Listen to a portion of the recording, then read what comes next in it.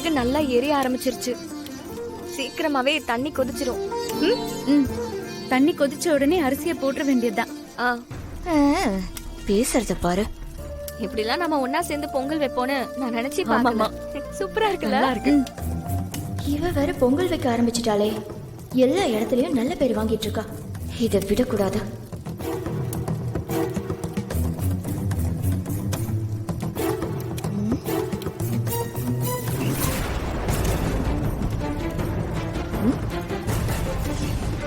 இவ சேலைய யாருக்கும் தெரியாம நெருப்புல போட்டு விட்டுறலாம். அது பத்துக்கிட்டு எரியும் போது இவளுக்கு பரிவட்ட கட்டினாலதான் இப்படி நடக்குது. இது நல்ல சகுனம் இல்ல அபசகுனம்னு இவளை அசிங்கப்படுத்திடலாம். ஊர்ல எல்லாரும் முன்னாடியே இவ அசிங்கப்பட்டு நின்னாதான் எனக்கு மனசு ஆறும்.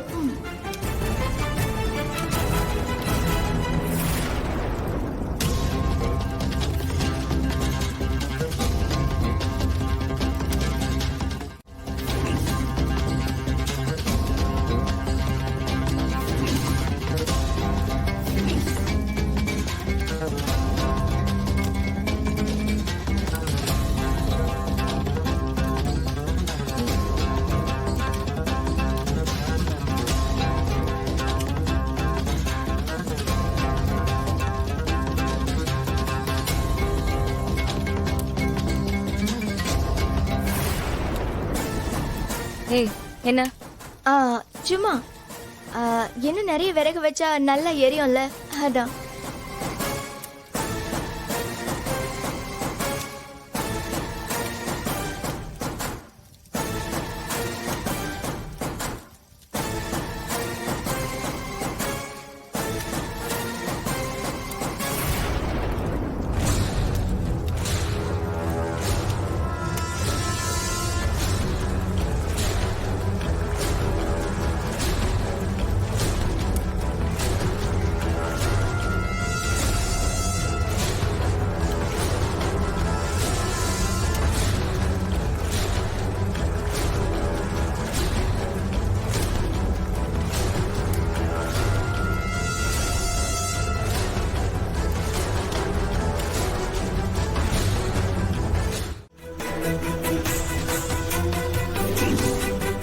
கர்ணா, இவனை எப்படி பிடிச்ச கர்ணா? இவன் பெரிய இவனாட்ட கண்ணுல மண்ணை தூக்கிட்டு ஓட பார்த்தான். கர்ணா கிட்ட நடக்குமா? என்ன குமாரு, என்னப்பா இதெல்லாம்? ஊருக்குள்ள திருவிழா நடக்குது, இப்படிலாம் நீ பண்ணலாமா? ஏப்பா வெடி வச்ச? என்னங்க இது? அவன் பண்ண காரியத்துக்கு அப்படியே பொறுமையா உட்கார்ந்து விசாரிச்சுக்கிட்டு இருக்கீங்க. 4 சாத்து சாத்துவீங்களா? நாங்க பேசிட்டு இருக்கோம்ல, கொஞ்சம் பொறுமையா இருங்கயா. எங்க தாத்தா சொல்றதுல என்ன தப்பு? அந்த வெடி வெடிச்சு எங்க வீட்டு பொண்ணுங்களுக்கு ஏதாவது இருந்தா யார் பதில் சொல்லுவா? அதானே, இவன் பண்ற வேலையெல்லாம் பண்ணுவான். இவனை நாங்க கொஞ்சிட்டு இருக்கணுமா? மா, அவனை நான் 4 அரை அரையணும் பாருங்க. அம்மா இருமா, பொறுமையா இருமா. எல்லாரும் இப்படி பேசுனீங்கன்னா என்ன எதுன்னு விசாரிக்க வேணாம். நீங்க அடிச்சு அவன் செத்து போயிட்டானா யாரு பதில் சொல்றது?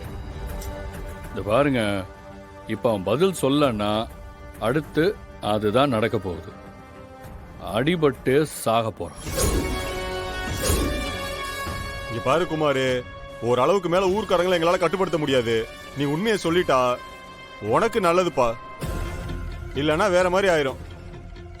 வெளியூர்ல இருந்தெல்லாம் ஜனங்க வந்திருக்காங்க, இப்ப போய் நீ இப்படி பண்ணலாமா? எதுக்கு இப்படி பண்ண? நீங்க என்ன கேக்குறீங்கன்னே எனக்கு ஒண்ணும் புரியலைங்கயா. இங்க என்ன நடந்ததுன்னே எதுவுமே எனக்கு தெரியாதுங்கயா.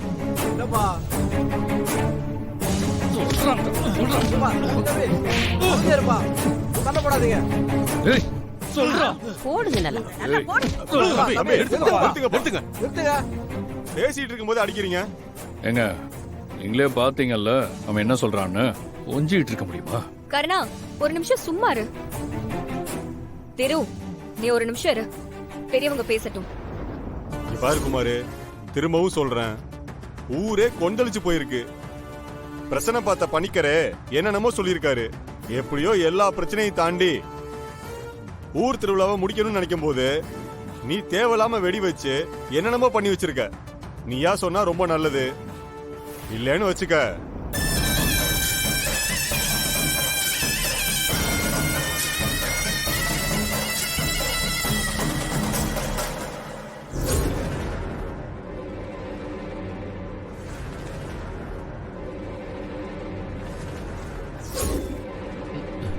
எனக்கு எதுவும் தெரியாதுங்கய்யா. சும்மா சும்மா தெரியாதுன்னே சொல்லிட்டு இருக்க நீ. இப்படியே சொல்லிட்டு இருந்தேன்னா வையே, உன்னை மட்டும் இல்ல உன் குடும்பத்தையே ஊரை விட்டு தள்ளி வச்சிருவோம். அப்புறம் உன் பொண்டாட்டி பிள்ளைங்க எல்லாம் ஊருக்குள்ள எந்த நல்லது கெட்டதுலயும் கலந்துக்க முடியாது. நீ பண்ண காரியத்தினால அவங்க எல்லாம் நடுத்தருல நிக்கிற மாதிரி ஆயிரும். பாத்துக்க. ஐயா, இதுல ஏன்யா என் குடும்பத்தை சம்மந்தப்படுத்துறீங்க? பட் உங்களுக்கு கிடைக்க கூடாதுன்னு சொன்னப்போ எப்படி சண்டை போட்டான், என்னென்ன பேசினா நீங்களும் தானே பாத்தீங்க. யாருன்னு கூட பார்க்க மாட்டான். உங்களை ஒரு வார்த்தை யாராவது சொன்னா போதும், அதுக்கு முதல்ல வந்து நிக்கிறது கர்ணா மட்டும்தான். அப்படி இருந்தும் அவன் கல்யாணம் பண்ணிக்கிட்ட பொண்ணு பொங்கல் வைக்கிறான்னு கூட பார்க்காம இவ்ளோ தூரம் செய்ய துணிஞ்சிட்டீங்கல்ல. ச்சே. அதை விட மோசமான விஷயம் என்ன தெரியுமா, ஏன் கூட சேர்ந்து அந்த அப்பாவி பொண்ணுங்க பாவம் அவங்களையும் கொல்ல பாத்திருக்கீங்கல்ல. இல்ல தெரியாம தான் கேக்குறேன், பொம்பளைங்கன்னா உங்களுக்கு என்ன அவ்வளவு வெறுப்பு? பொம்பளைங்க மேலாம் எனக்கு ஒன்றும் வெறுப்பு கிடையாது. பொம்பளைங்க மாதிரி வீட்டுக்குள்ளே கிடந்தா நான் ஏன் வெறுக்க போறேன்? இதுதான் உங்க பிரச்சனையே. இதுக்காக என்ன வேணாலும் பண்ணுவீங்களா? ஓ கேள்விக்கெல்லாம் பதில் சொல்ல வேண்டிய அவசியம் எனக்கு கிடையாது. ஒரு ஆம்பளை நான் என்ன செய்யறேன் அது சரியா தப்பான்னு ஒன்ன விட எனக்கு நல்லா தெரியும். இதுக்கு மேல ஓ கற்பனைக்கெல்லாம் நான் பதில் சொல்ல முடியல.